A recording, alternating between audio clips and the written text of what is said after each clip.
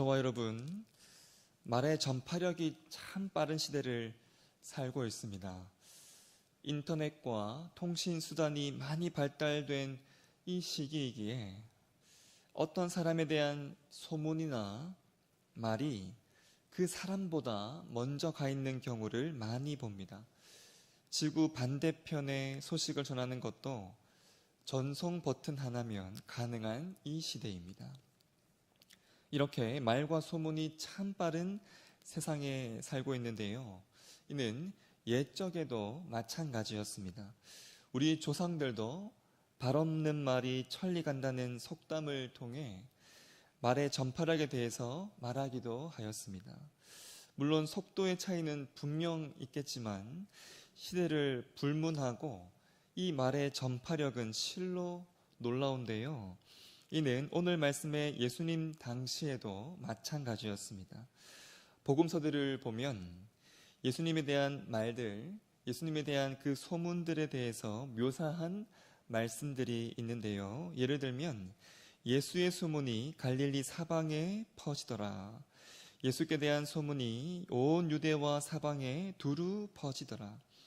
예수의 소문이 더욱 두루 퍼짐에를 들 수 있습니다. 심지어 예수님의 이 소문은 왕궁의 담을 넘어서 왕의 귀에도 들어갈 정도로 그 침투력이나 전파력이 대단하였습니다. 이렇듯이 예수님의 소문이 힘차게 퍼져나가던 그때, 오늘 말씀 보시면 예수님이 예루살렘을 향해 나아가고 계셨습니다.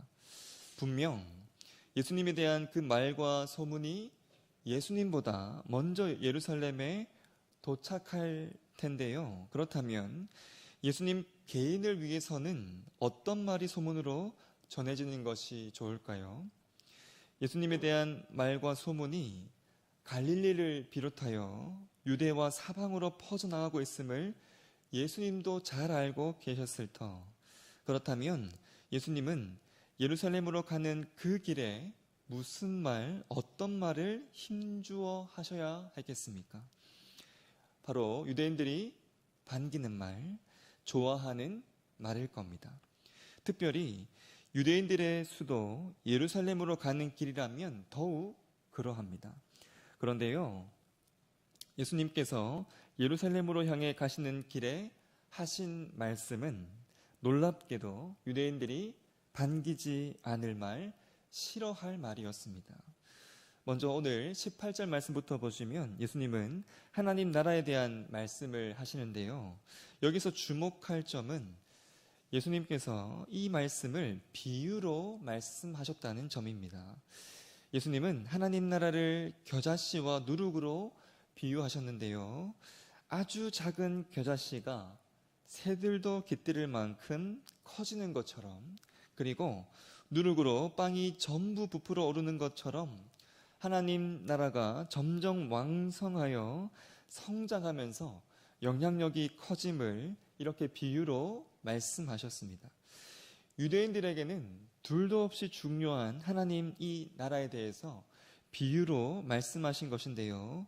마가복음 4장 33절과 34절 보시면 예수께서 이러한 많은 비유로 그들이 알아들을 수 있는 대로 말씀을 가르치시되 비유가 아니면 말씀하지 아니하시고 다만 혼자 계실 때에 그 제자들에게 모든 것을 해석하시더라 라고 말씀하십니다.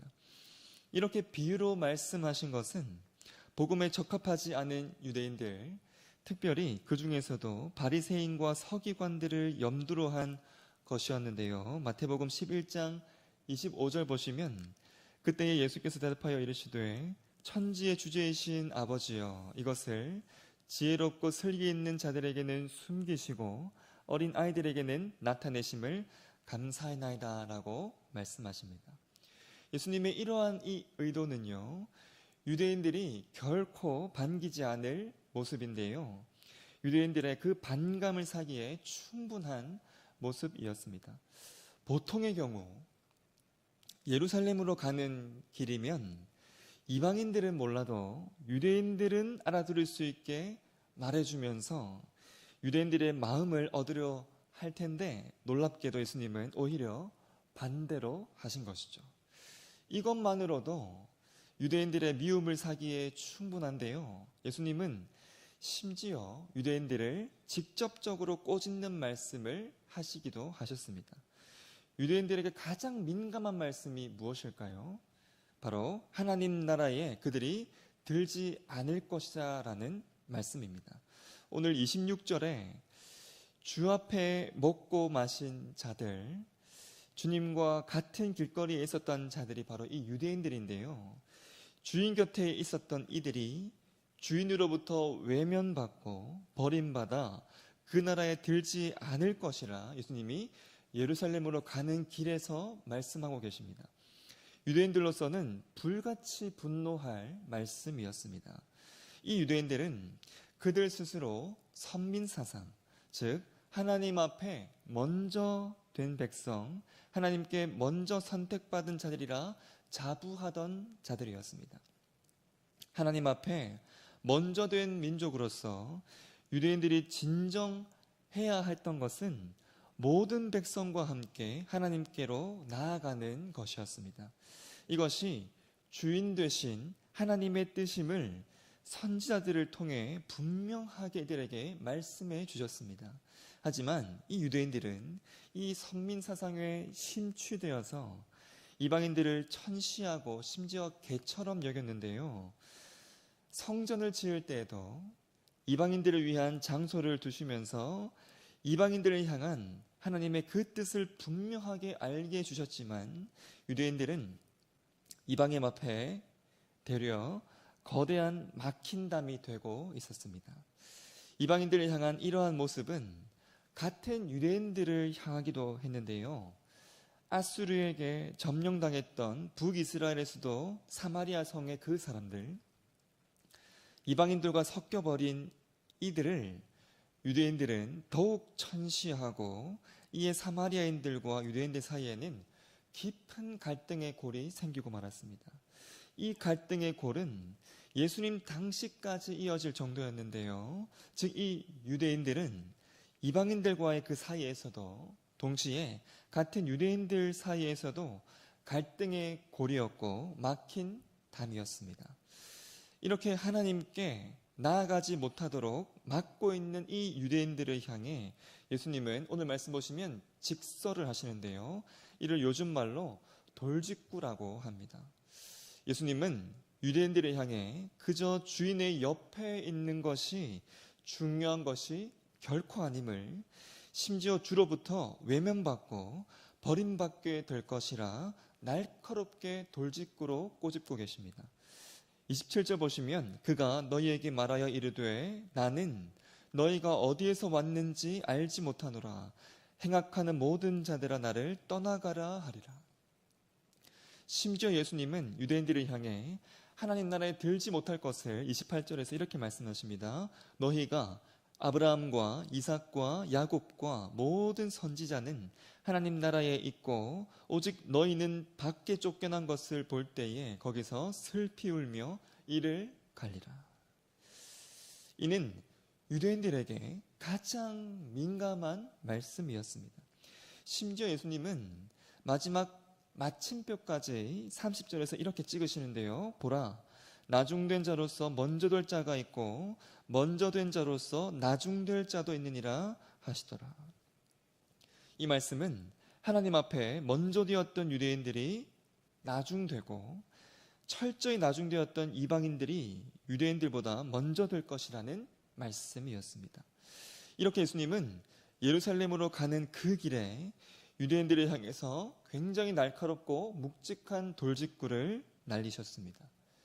유대인들에게 결코 환영받지 못할 말씀임을, 심지어는 폭력적으로 반응할 유대인들임을 예수님도 잘 아셨을 겁니다. 하지만 예수님은 저와 여러분의 구원이 되시기 위해 이렇게 누군가에게 불편한 자가 되는 일도 서슴지 않으셨습니다. 환영받지 못할 것을 잘 아셨음에도 그러한 길로 가는 것, 그러한 존재가 되는 것에 주저하지 않으신 것이죠. 사실 예수님의 이 두 손에는 유대인들에게 환영받을 수 있는 능력이 가득했습니다. 유대인들의 그 눈을 한순간 휘둥그레하게 만들면서 예수님의 그 앞길에 아무런 어려움이 없도록 할 수 있는 충분한 능력이, 충분한 권능이 예수님께는 가득하였습니다.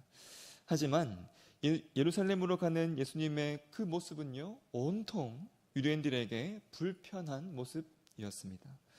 저와 여러분을 위해 예수님께서 선택하신 모습은 유대인들에게 철저히 불편한 자가 되는 것이었습니다. 결코 환영받지 못할 이러한 말씀을 하시면서 결코 환대받지 못할 그 길을 가신 그 이유는 오직 저와 여러분의 구원이 되기 위함이셨습니다. 이러한 예수님의 이 모습을 이 새벽 이렇게 저와 여러분이 보게 하신 이유가 무엇일까요? 이러한 예수님께 정죄함을 받는 유대인들의 그 모습을 우리로 하여금 이렇게 보게 하신 이유가 무엇이겠습니까? 오늘 말씀을 통해 저와 여러분 진정 보아야 할 것이 있기 때문인데요. 먼저는 내가 하나님 앞에 어떤 자였는가입니다. 복음에 조금도 해당되지 않았던 자들, 그래서 하나님 앞에 철저히 내중되었던 자들이 저와 여러분들이었습니다. 복음에 철저히 관련이 없던 자였지만 그러한 나를 놀라운 사랑으로 이렇게 먼저 되게 하신 그 은혜를 먼저 우리가 보아야 합니다. 동시에 내가 누군가에게는 먼저 된 자라는 사실을 보아야 하는데요. 저와 여러분은 아직 복음을 받지 않은 자들 앞에서는 하나님을 먼저 안 자들, 복음을 먼저 받은 자로서 먼저 된 자들입니다. 저와 여러분, 복음을 먼저 받은 자들로서 가족들 앞에, 그리고 복음을 먼저 받은 자로서 내 직장 동료들과 이웃들 앞에 서게 되는데요. 먼저 받은 자들로서 우리의 모습 가운데 오늘 말씀에 나오는 이 유대인들과 같은 모습이 있지는 않은지 우리 스스로를 살펴보아야 합니다. 먼저 된 자들이었지만 하나님께 나아가는 통로가 되지 못하고 거친 담이 되어서 결국 하나님 앞에 나중되어 버린 유대인들을 기억하시면서 내가 진정 하나님의 백성답게 살아가고 있는지, 하나님께 나아가는 그 길을 막고 서 있는 모습은 내 모습 가운데 어떤 모습인지를 살펴보아야 하는 것입니다. 이렇게 먼저 우리 스스로를 살펴본 후에는 우리가 행동으로 옮겨가야 하는데요. 먼저 된 자들로서 저와 여러분이 해야 할 것을 예수님께서 24절에서 이렇게 말씀하고 계십니다. 바로 좁은 문으로 들어가기를 힘쓰라라는 것입니다. 이 좁은 문에 대해서 마태복음 7장 13절과 14절에 좁은 문으로 들어가라. 멸망으로 인도하는 문은 크고 그 길이 넓어 그리로 들어가는 자가 많고 생명으로 인도하는 문은 좁고 길이 협착하여 찾는 자가 적음이라 말씀하십니다. 이 생명으로 인도하는 문, 이 좁은 문으로 우리의 예수님이 우리 앞서 나아가셨습니다. 이 문으로 나아가신 예수님은 우리를 위해 가장 좁은 곳으로, 피 흘리는 곳으로 가셔서 우리를 위한 양의 문이 되어주셨습니다. 하나님 앞에 가장 먼저 되셨던 분이셨지만 가장 나중되는 일, 쏟아지는 그 저주를 받아 죽음에 처하는 일까지 우리를 위해 예수님 허락하셨습니다. 우리를 위해 몸소 좁은 문으로 이렇게 가시면서 그 험한 길을 가셔서 양의 문이 되어주신 이 예수님, 가장 나중되심으로 우리를 먼저 되게 하신 이 은혜를 주신 이 예수님께서 저와 여러분을 향해 좁은 문으로 들어가라 말씀하고 계십니다.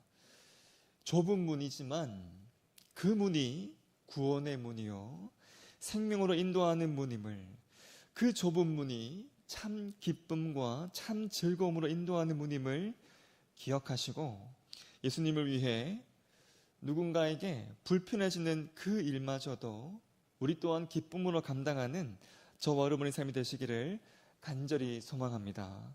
좁지만 찬란한 그 길, 좁지만 예수님이 있는 그 길, 그 길 위에 서게 하신 은혜를 기억하면서 예수님 말씀하신 그 좁은 문을 향해 기쁨으로 나가는 오늘 이 하루 되시기를 간절히 소망합니다. 이 새벽 기도하실 때 하나님, 좁은 그 길에 계실, 그 문에 계실 예수님을 이 새벽 만나게 하여 주시옵소서. 좁은 문을 향해 가는 그 길 위에 어려움이 있을 때마다 그 길 위에서 우리를 향해 두 팔 벌고 서 계시는 그 예수님 만나게 하시고 그 손에 있는 못자국 만지게 하여 주시옵소서. 그 손이 이끄시는 대로 기쁨으로 나가는 나의 삶, 우리 가정, 우리 교회 되게 해달라고 기도하는 이 새벽 되기를 간절히 소망합니다. 다 함께 주기도문 하겠습니다. 하늘에 계신 우리 아버지, 아버지의 이름을 거룩하게 하시며 아버지의 나라가 오게 하시며 아버지의 뜻이 하늘에서와 같이 땅에서도 이루어지게 하소서. 오늘 우리에게 일용할 양식을 주시고 우리가 우리에게 잘못한 사람을 용서하여 준 것 같이 우리 죄를 용서하여 주시고 우리를 시험에 빠지지 않게 하시고 악에서 구하소서. 나라와 권능과 영광이 영원히 아버지의 것입니다.